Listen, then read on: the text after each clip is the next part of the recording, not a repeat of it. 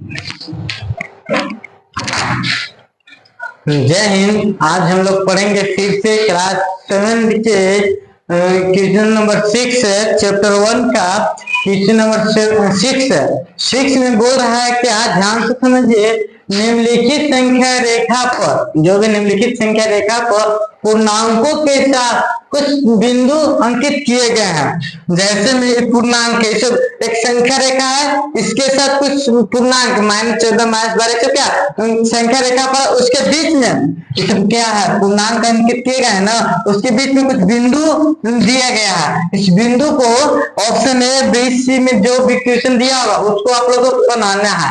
बोल रहा है कि उपयुक्त संख्या रेखा पर पूर्णांकों के अलावा ये सब दे दिया है। ये सब क्या पूर्णांक है, -14 -12 -10 -7, एक क्या पूर्णांक है। इसके अलावे कुछ बिंदु को अंकित किए गए हैं। कुछ बिंदु क्या किया गया, अंकित किया गया है कि नहीं किया गया है, अंकित किया गया है। और प्रत्येक बिंदु के लिए उचित संख्या लिखिए, मतलब उचित पूर्णांक लिखिए। जो भी बिंदु अंकित किया गया है ना, उसके लिए उचित पूर्णांक लिखने के लिए बोला कि जहां यहाँ क्या आएगा, ये सब क्या आएगा। तो आगे सबसे पहले हमको संख्या रेखा को समझना होगा, कितना से चल रहा है। इसके संख्या रेखा पर जो भी संख्या दिया है वो 1 से शुरू है कि 2 से शुरू है, उसको ध्यान से समझिए।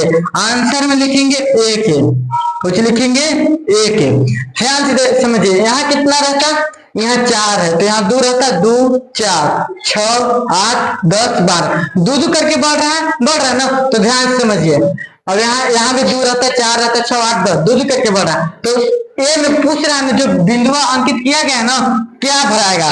तो यहाँ से चलते हैं, यहाँ 14 यहाँ 12 है, तो बीच में कुछ आता 13 आता ना, तो यहाँ कुछ हो जाता -13, कुछ होगा -13 का -13 है ना, यहाँ कुछ भराएगा -13 भराएगा। क्यों भराएगा, क्योंकि यहाँ 14 है, यहाँ कितनी है -12, और इसको बीचों बीच बिंदु है तो कहाँ आएगा 13 ही आएगा ना, हाँ 13 आएगा। और उसके बाद यहाँ 10 -10 और -12 और -10 के बीच में क्या आएगा -11 आएगा, कची आएगा -11। और क्या यहाँ तो कुछ नहीं संख्या, यहाँ बिंदु नहीं दिया, यहाँ बिंदु दिया है। तो ध्यान समझिए, यहाँ -4 है तो यहाँ क्या रहता है, यहाँ -6 रहता, और -6 और -8 के बीच में क्या रहता है बताओ -7 के बाद यहाँ दिया ना, तो क्या -3 रहेगा ना, क्योंकि 4 और 2 6 के बीच में कुछ 4 और 2 6 के बीच में क्या रहेगा 5 रहेगा, सॉरी कितना रहेगा 5 रहेगा। अब देखो यहाँ -4 है तो यहाँ कितना रहता -2 रहेगा, कैसे रहेगा -2, क्यों, क्योंकि 2 से शुरू हो रहा है। अब यहाँ बताओ, यहाँ 0 है और मानते हैं 1 और यहाँ 2 है, तो 1 0 और 2 के बीच में क्या आता है 1 ही आएगा ना, तो क्या जाएगा 1। उसके बाद क्या रहा, इधर तो बिंदु को अंकित नहीं किया गया, यहाँ वो अंकित किया गया, तो 6 और 8 के बीच में कौन सी संख्या 7 है, कौन सी है 7 है। उसके बाद 8 और 10 के बीच में कौन सी संख्या है, तो बताओ 9 है। क्यों 9 है, 8 के बाद कुछ आएगा 9 है ना, 9 के बाद 10 आएगा। 10 से 12 के बीच में कौन सी संख्या है, कौन सी संख्या, तो 11 है। अब तो आंसर ए का पहला आ गया, मतलब ऑप्शन मतलब ए का आंसर ए है। जो भी अंकित किया गया है ना बिंदु, उसका आंसर ए है। अब आंसर बी में चलते हैं।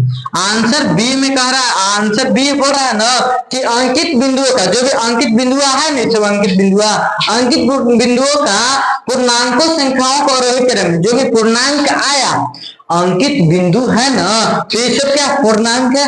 जो भी पूर्णांक है ना, इसको आरोही क्रम में व्यवस्थित कीजिए, आरोही क्रम में लिखने के लिए बोल रहा है। तो आरोही क्रम मतलब क्या होता है, सबसे छोटा पहले, उसके छोटा और सबसे बड़ी अंत में लिखते हैं। तो ध्यान समझिए, सबसे छोटा इसमें कौन है, जिसमें ज्यादा संख्या उसमें माइनस लगेगा, वो सबसे छोटी संख्या होती है। समझ में आ रहा हो तो लाइक सब्सक्राइब जरूर कीजिएगा, और अच्छी लग रही हो तो फिर भी कीजिएगा। बोल रहा है कि -13 -11 सबसे छोटी, हम बताए कि वैसी संख्या जो सबसे बड़ा है और उसमें माइनस लगा तो सबसे छोटी संख्या होगी। तो सबसे छोटी संख्या कौन हुआ -13, तो -13 लिखेंगे सबसे छोटा।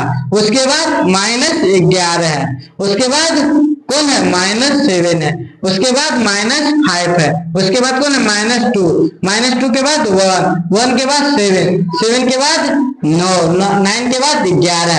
ये कौन आ गया आरोही क्रम में, कौन क्रम में आरोही क्रम में व्यवस्थित हो गया, व्यवस्थित आरोही क्रम में कुछ हो गया व्यवस्थित हो गया। ठीक ना, अच्छी लग रही है तो लाइक सब्सक्राइब जरूर कीजिएगा। अब हमारा आंसर सी लिखते हैं, क्या लिखते हैं हमारा सी, सी में बोल रहा है जो अंकित किया गया है बिंदु ने, इस बिंदु अंकित किया गया है उसको क्या कीजिए अवरोही क्रम में व्यवस्थित कीजिए, अवरोही क्रम में लिखने के लिए बोला।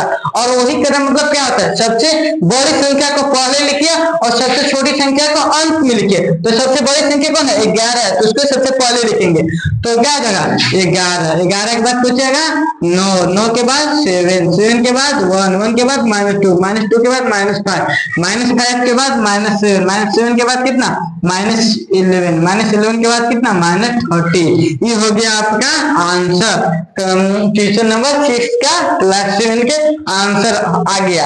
अगली वीडियो में हम लोग क्वेश्चन 7 देखेंगे। आप लोग को वीडियो अच्छी लग रही है तो लाइक सब्सक्राइब जरूर कीजिएगा।